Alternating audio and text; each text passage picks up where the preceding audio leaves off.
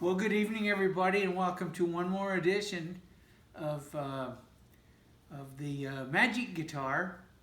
And one of the guys asked me the other day if this was number 5 or number 6 or number 10 or whatever, and I think I might need to go back and review and have a look at some of the stuff. But anyhow, as we plug along on this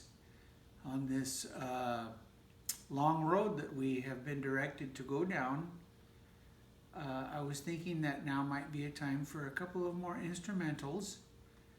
And this comes straight from the archives, from the Good Living archives. These are songs that Jimmy and I played over and over again at our different shows.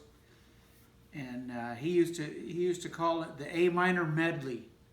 So I'm not gonna spend a lot of time introducing the songs. I'm gonna do one song, and it's gonna go right into the second song. So the first song is they're both from the '60s. The first song was written by John and Michelle Phillips of the Mamas and Papas, and was originally recorded by Barry McGuire in 1964. And then by the Mamas and Papas in 1965, and if you are from that era like we are, then you know the rest of the story. And the other one was written by Paul Simon in 1966, right around in there, and recorded by Paul Simon and Art Garfunkel. And it was part of an album called Wednesday Morning 3 a.m., which was a flop. And so they went back to their respective homes, and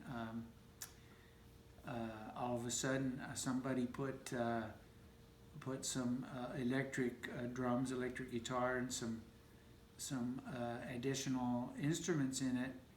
And all of a sudden it exploded and caused them to get back together. And then, of course, it was featured in the film The Graduate, and the rest is pretty well-known history.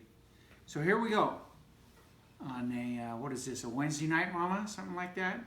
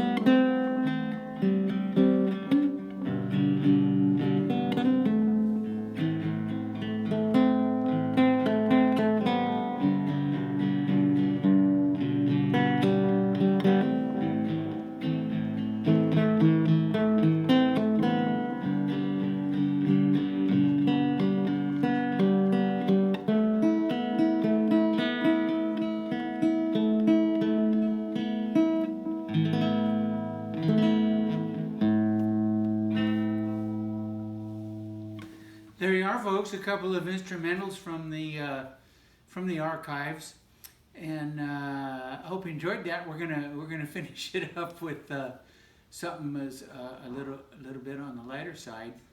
And one of the things I wanted to tell you about is that when we were kids, you know, doing the garage band stuff, you know, when we were in high school and all that.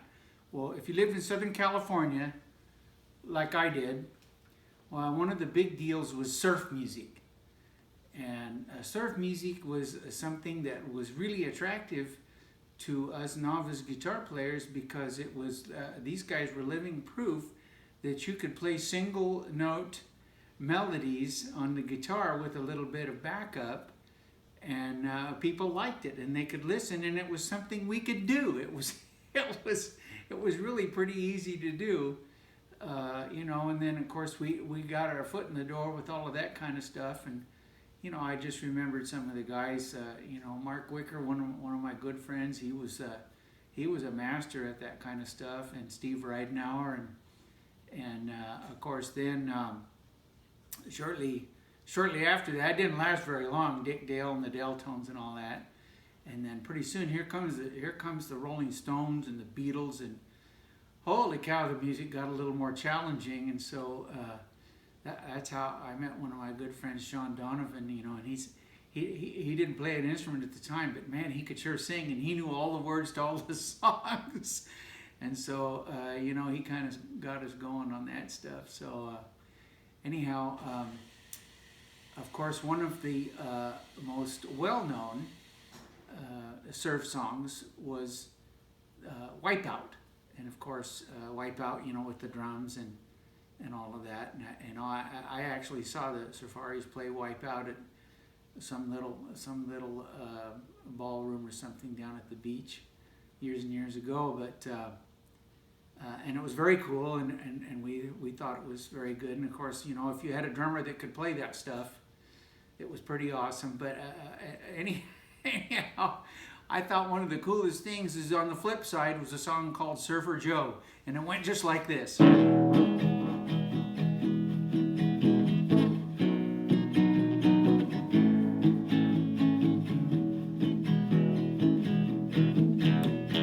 down in Doheny, where the surfers all go, there's a big bleached blondie named Surfer Joe.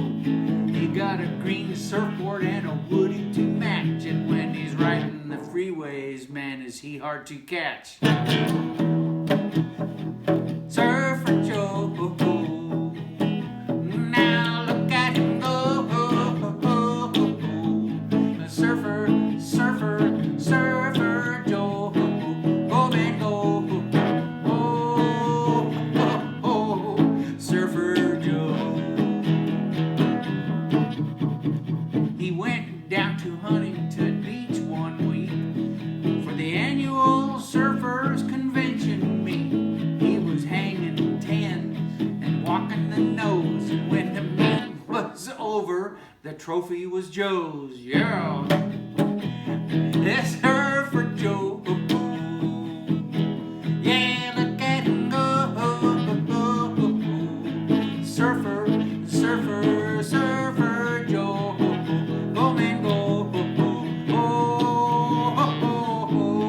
Surfer Joe. All right, let's get him now.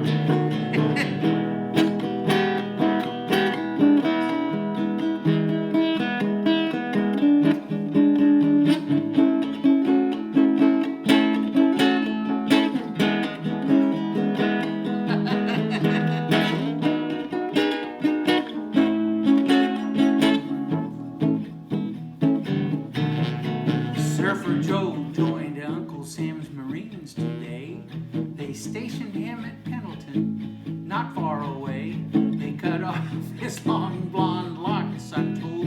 When he went on maneuvers, Joe caught cold. Surfer Joe, yeah, look at him go. Surfer Joe, go man go.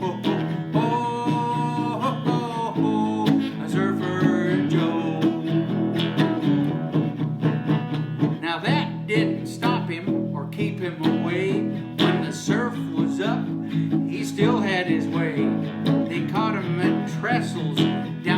sea. And now poor Joe is doing KP.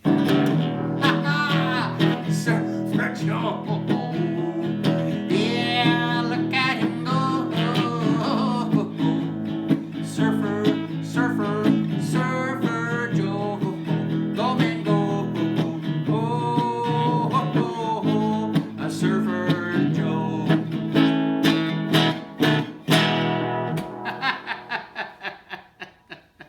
Surfer Joe. And you know what? When I was a little younger, you know, I didn't even need a guitar. I'd just get out a math book and do it with my hands, and we just call it the surfer's rap, you know, because it's pretty much the same.